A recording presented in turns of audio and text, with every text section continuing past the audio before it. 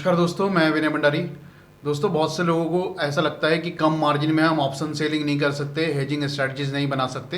तो आज हमने एक स्ट्रैटेजी बनाई है टीसीएस में और बहुत कम मार्जिन के साथ में बनाई है। कितना मार्जिन लगा है हमारा? 25-30,000 के आसपास मार्जिन लगा है।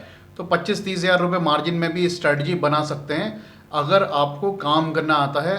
तो अगर आपको हेजिंग आता है, प्रॉपर तरीके से समझते हैं कि क्या मूवमेंट हो सकता है आगे आगे आने वाले टाइम में स्टॉक का, तो आप कम पैसे में भी काम कर सकते हैं।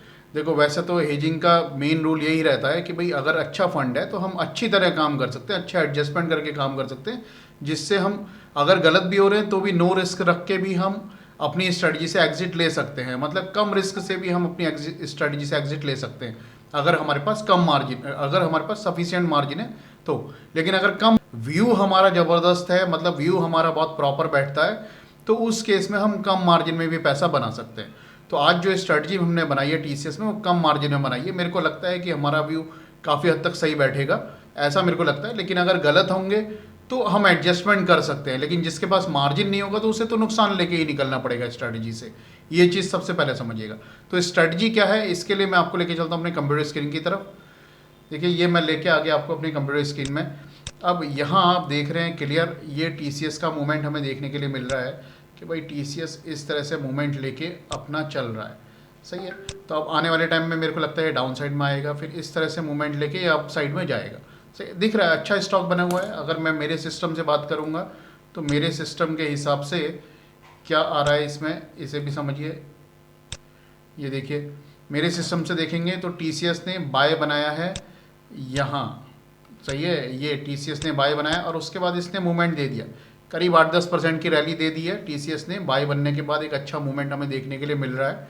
ओके, अब मेरा मानना क्या है, जैसे मैंने बताया कि भाई इसका मूवमेंट इस तरह से ये चल रहा है, तो अब हो सकता है कि आने वाले कुछ हफ्तों में, ये वीकली चार्ट मैंने लगा रखा है यहाँ पर, सबसे पहले देखिएगा, तो हो सकता है आने वाले कुछ हफ्तों में टीसीएस डाउन साइड हमें दिखाए। डाउन साइड कहाँ तक नीचे आ सकता है? ज़्यादा नीचे मेरे को नहीं चाहिए। मेरे को कितना चाहिए? 3500 बस। कितना? आज जहाँ पर हम हैं वहाँ से 3 से 4% का, 3 से 4% का टीसीएस में मेरे को करेक्शन चाहिए। और वो भी कब? अक्टूबर की एक्सपायरी में। अक्टूबर की एक्सपायरी के लिए मैंने स्ट्रेटजी बनाई है अपनी। मेरे को 3 से 4% का करेक्शन चाहिए टीसीएस में, बस सिंपल। मेरा टारगेट है 3500, 3500 के नीचे मुझे चाहिए। अभी 36 चल रहा है, यहाँ से मेरे को थोड़ा सा डाउन साइड में चाहिए टीसीएस आने वाली अक्टूबर की एक्सपायरी में। तो ट्रेड क्या बनाया मैंने? बिल्कुल लो मार्जिन के साथ में मैंने ट्रेड बनाया है। ट्रेड क्या है ये भी मैं आपके सामने आपको दिखा देता हूँ। ये देखिए, ये ट्रेड है।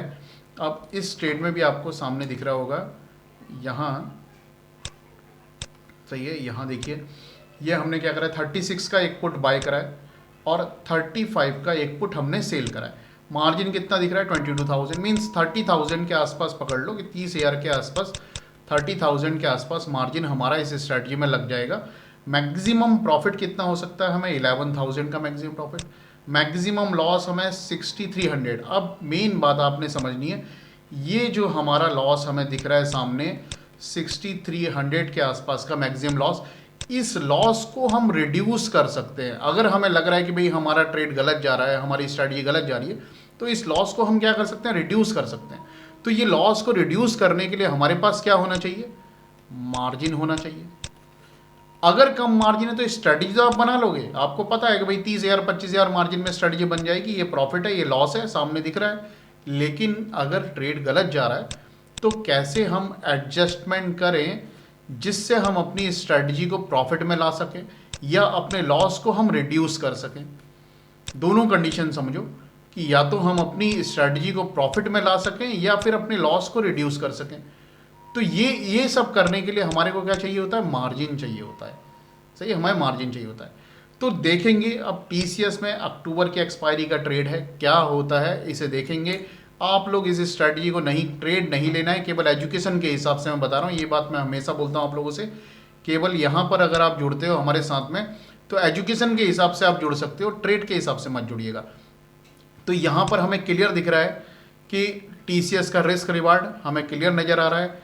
केवल एजुकेशन के हिसाब से हम इस स्ट्रैटेजी को समझेंगे। आप लोग इस स्ट्रैटेजी को नोट कर लीजिए, आज की तारीख डालिए, आज की डेट डाल लीजिए, क्या स्ट्रैटेजी किस स्ट्राइक प्राइस पर लिए। आगे जाके हम इसमें क्या चेंज करेंगे वो भी हम हमारे टेलीग्राम चैनल में डाल देंगे। अगर हमें कुछ करना होगा इसमें कुछ चेंजेस या प्रॉफिट लेके निकलना है तो भी मैं बता दूंगा, अगर रिस्क को रिड्यूस करना है तो भी मैं बता दूंगा टेलीग्राम चैनल में।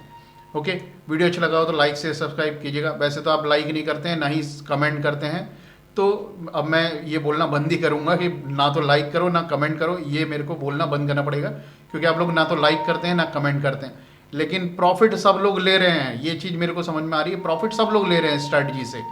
ओके, धन्यवाद।